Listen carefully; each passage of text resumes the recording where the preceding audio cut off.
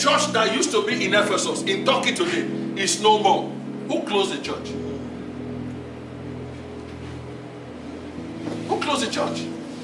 Can we say it's the devil? Because Jesus himself said, I'm the one that holds the 7 candlesticks in my hand.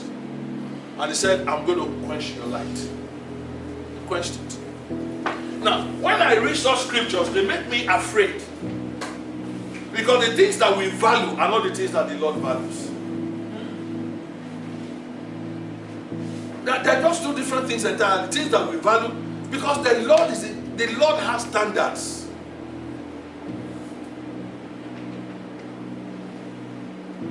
Praise God.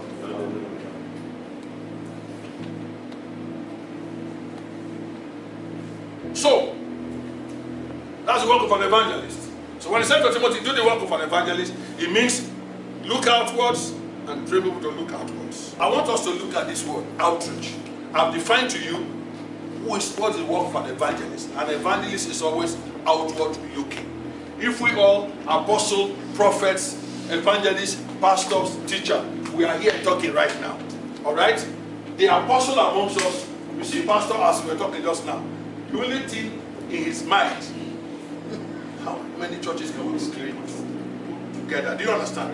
How many churches can we quickly put together and train and do that? People who have the apostolic gifting operating in their lives, that's what they're thinking about. But the person who is a prophet, he's saying, in the midst of all these things, what is the Lord saying? What is the Lord saying? Eh? But the evangelist is saying, look at the 2 hours we've spent here. If we spend half of it outside.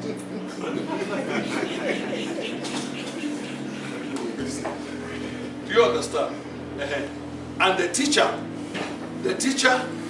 is busy thinking about that thing that the apostle said. How can I re-preach it? Now he won't know it again. So, and we have to get up. And we think we are all together. But everybody is his own strategizing. And then the pastor amongst us there, the only thing he's talking about, he's not thinking about message, he's not thinking about a new church, he's just thinking about that sister. I should have handled her matter better. Can we quickly close from this meeting? And quickly go out. And they can even dodge quickly, go outside. I will call her. I said, sis, I will call you later. But I just want you to know that I'm planning to call you later.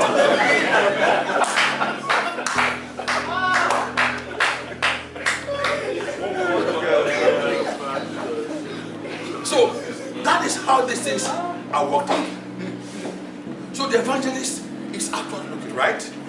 So now the Lord is saying that all of us, with all of our gifting, there is something all of us must do.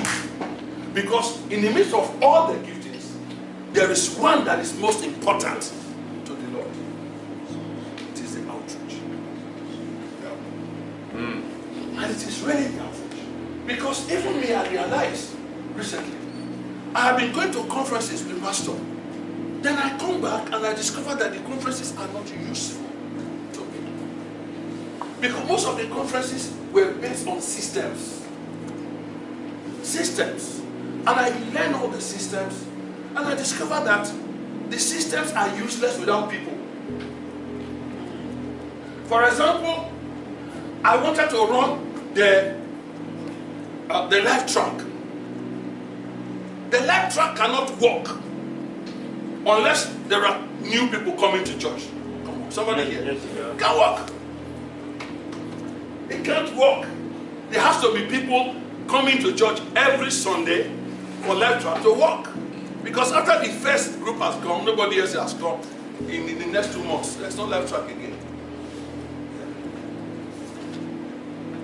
So and I discovered that most of the conferences that I was going to, they were just teaching me about the operations within a church, the system, culture of generosity, culture of this, how to keep the church running. Good, but it wasn't working for me because I wasn't bringing in people. People have to come to church before system can work. That's why Paul was telling Timothy, if you want everything I've taught you to work, do the first thing first. Whether you want to operate as a prophet or as an apostle or whatever it is, you must first of all focus on being an evangelist.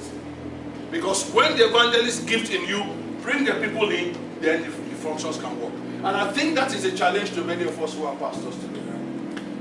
How can we bring more people? For example, how many new people came to your church yesterday? How many of us here had up to 20 new people in church yesterday? Raise up your hand. 20 new people. There's nobody. Are you sure? The headquarters has. We have more than 20. No, I'm not talking about headquarters now. Headquarters now, Babana.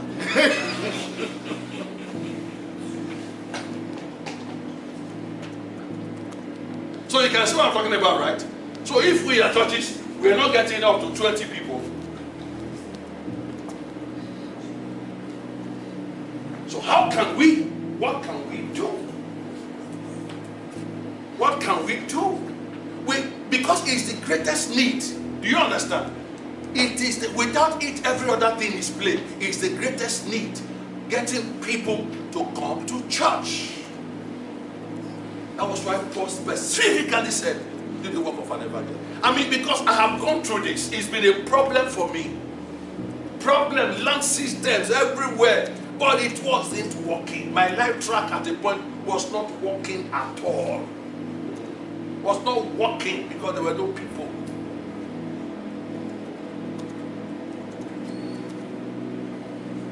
So what I'm sharing with you now is a process I'm developing. Because I'm seeing that we have to do more of reaching out. Alright? Should we go on? Yes. Praise God. Okay, so how can we I'll just read out some things I wrote here. Outreach is reaching out. We need to reach out. What launch out into the deep means is this. When the Lord said to Peter, launch out into the deep, what was he talking about? Okay, look at me. I'm going to be very quick with this. When the Lord said Peter should launch out into the deep for a drop, you know what we'll have done if it is us? We stand where we were. You know where Peter was standing, right? With the ship. He will have remained there. We'll have carried, the deep is that side, and carried the net and try to throw it from where he is to the deep so that he can catch fish there and bring it. But that was not what Jesus was saying. You cannot catch fish because Jesus knew that the fish was in the deep. You cannot catch fish from the deep until you go to the deep. Throw your net into the deep. Catch the fish from the deep. Then bring the fish to the shore, place where you are. Do you understand that? That is how it works. So, the strategy that Pastor Biotu was talking about is trying to, that's why I said, where do you hold it? The best of our evangelistic effort is done in our churches. Whether youth conference, whether women's conference, everything. We are always trying to, we have something good here, come. What do you have that they don't have? You have the Spirit, but they don't care about the Spirit because they are not born again. Do you understand? If it is music, there are music outside the world though. They go to their clubs. They go to places. Do you understand that? In fact, these unbelievers are even better than us. How many of us go to club every Saturday here? Raise up your hand, let me catch you. You see, you don't go to club, right? Why? Because you are not part of them. But some of them come to church and they are not born again. Are they not better than us? Huh? We don't go to club, we go to some places. Well, I'll just say club as an example now. Yeah. I'm not going to say that the unbelievers try To test the other side. They come. Do you understand that? Okay, now, somebody gave a good illustration in explanation, and I just took that. He said something about about being a Muslim. You know, he went to a country, and in front, not too far from where he stayed for about 3 years, there was a beautiful mosque. Very beautiful mosque. He said, but all those 3 years, there was no day it ever occurred to him that I need to go into the mosque And see what is happening. and see what is happening. Why do we assume? Why do we assume that because our church is beautiful, that somebody who has been trained all his life to be a Muslim, Or an unbeliever, will just get up one day and the place he wants to go is church because your church fine? Do you know how much money we spend making our churches beautiful? Man of God, if we spend 1/10 of what we spend to make our churches beautiful, if we spend it outside,